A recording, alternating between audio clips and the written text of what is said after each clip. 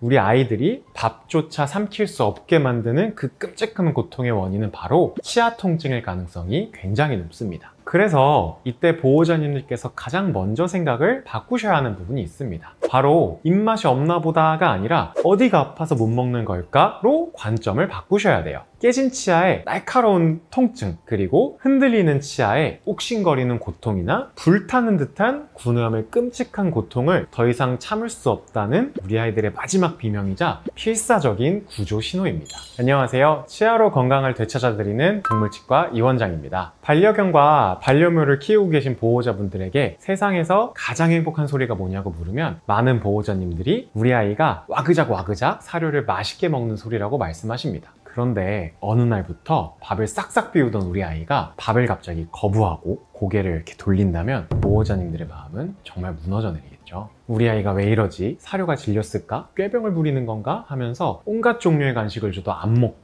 외면하고 억지로 먹여보려 해도 고개를 막 젓는 아이들을 보면 원인을 몰라서 답답하고 밤잠을 설치셨던 경험 다들 있으시죠? 제가 오늘 아이가 식사를 거부하는 가장 흔하고 확실한 이유에 대해서 알려드리도록 하겠습니다. 절대 꾀병이나 입맛의 변화가 아니기 때문에 보호자님께서는 오늘 영상에 집중해서 시청해 주시길 바랍니다. 정답부터 말씀드리자면 우리 아이들이 밥조차 삼킬 수 없게 만드는 그 끔찍한 고통의 원인은 바로 치아 통증일 가능성이 굉장히 높습니다. 그렇다면 이 치아 통증의 원인이 무엇인지 보호자분들이 어떻게 이 숨겨진 통증의 신호를 알아차리고 찾아내야 하는지 그 모든 것들을 하나씩 알려드릴게요. 우리가 눈으로 보는 문제, 즉 아이가 밥을 안 먹는다는 것은 빙산의 일각에 불과합니다. 진짜 문제는 수면 아래 숨겨진 치주 문제가 바로 그 아이가 수주 혹은 수개월 동안 참아왔던 누적된 치과 통증입니다. 강아지나 고양이는 야생의 습성이 남아있어서 아프다는 것을 좀처럼 티를 내질 않거든요. 아프다는 건 곧 약점을 드러내는 것이고 무리해서 도태될 수 있다는 걸 본능적으로 알기 때문이죠. 그래서 웬만한 통증은 그저 묵묵히 견뎌냅니다. 그러다가 그 통증이 더 이상 먹는 즐거움이나 식욕이라는 본능마저 이겨버릴 만큼 극심해졌을 때 비로소 식음전폐라는 마지막 카드를 꺼내서 보호자에게 필사적인 신호를 보내는 겁니다. 그래서 이때 보호자님들께서 가장 먼저 생각을 바꾸셔야 하는 부분이 있습니다.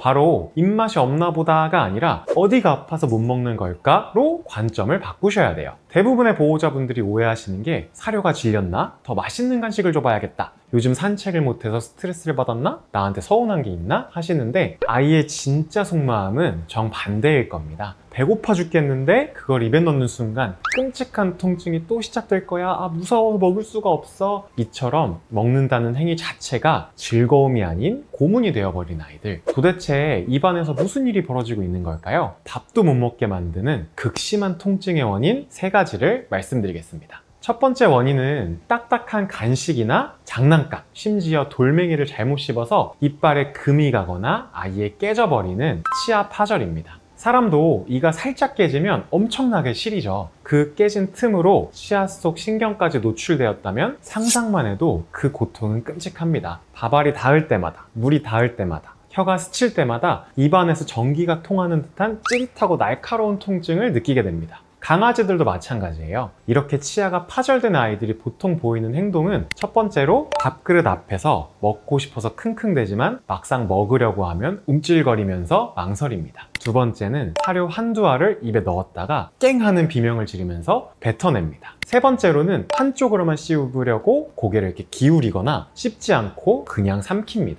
이렇게 3가지 행동이 주로 발생되고 있습니다. 두 번째 원인으로는 심한 치주염으로 인해 잇몸과 치아를 붙잡고 있던 잇몸뼈가 세균에 의해서 모두 녹아내려서 치아가 뿌리째 흔들리는 상태입니다. 이쯤 되면 씹는 행위 자체가 그냥 고문입니다. 가만히 있어도 뼛속까지 파고드는 욱신거리고 지끈거리는 통증이 지속되는 거죠. 더 심해지면 이 치아 뿌리 끝에 고름주머니가 생겨서 이 고름이 터져나올 길을 찾다가 뼈를 뚫고 가장 약한 부위인 눈 밑 피부로 터져나오는 경우가 아주 많습니다. 환자분들께서 간혹 우리 애가 벌에 쏘인 것처럼 눈밑이 부었어요 라면서 오시는 경우에 99%가 바로 이 치아뿌리 염증 때문입니다. 앞선 두 가지 원인이 특정 치아의 문제였다면 세 번째 원인은 입안 전체의 재앙이라고 볼 수 있는데요. 면역 반응의 이상으로 인해서 잇몸이나 볼 안쪽, 혀, 입천장 등 입안 점막 전체가 불에 타는 듯한 염증으로 뒤덮이는 구내염입니다. 구내염이 있는 아이들은 상상조차 하기 힘든 고통을 겪는데요. 마치 입안 전체가 심하게 된 것처럼 음식은커녕 물을 마시는 것, 심지어 자기 침을 삼키는 것조차 고통스러워하는 경우가 많습니다. 구내염인 아이들은 대체로 이런 증상을 보이는데요. 첫 번째로는 침을 삼키는 것조차 아파서 침을 질질 흘리고 있습니다.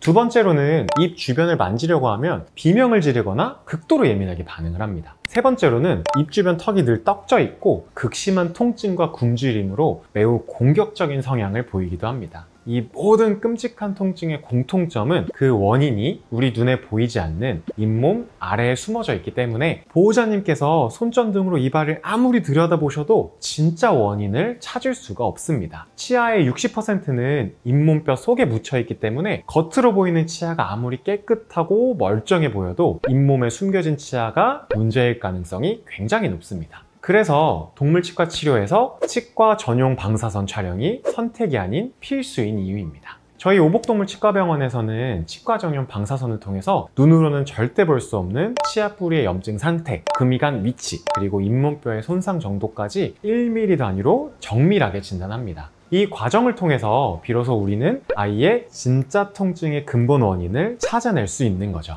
이렇게 정확한 진단과 그에 따른 치료를 하려면 아이는 반드시 안전하게 마취되어 있어야 합니다. 저희는 보호자님의 가장 큰 걱정인 마취에 대해서 그 어떤 것과도 타협하지 않는 안전 시스템을 갖추고 있습니다. 대학병원급의 최신 마취 장비와 수술 내내 아이들의 모든 생체 신호를 감시하는 모니터링 시스템, 그리고 마취과 수의사가 세팅하고 마취만을 전담하는 전문 테크니션이 아이의 곁을 지키는 저희의 안전마취 프로토콜은 아이가 고통 없이 진단과 치료를 받을 수 있도록 하는 최소한의 약속이자 저의 자부심입니다. 그리고 보호자분들께서 원하신다면 치료에 들어가는 전 과정을 수술실 내에 들어오셔서 보실 수 있는 보호자 참관 시스템도 있기 때문에 과잉진료에 대한 걱정, 마취에 대한 걱정, 그리고 치료에 대한 걱정을 눈으로 직접 보시면서 해소하실 수 있습니다.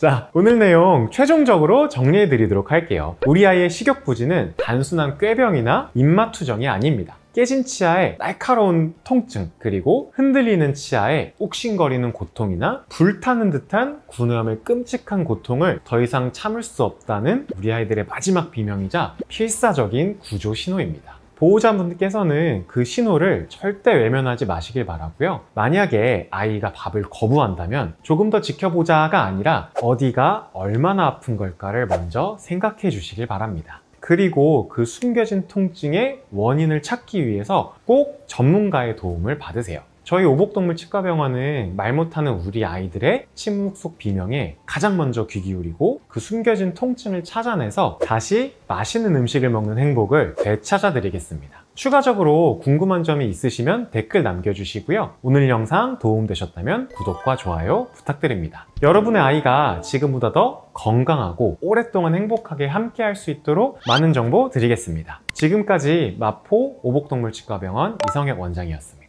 감사합니다.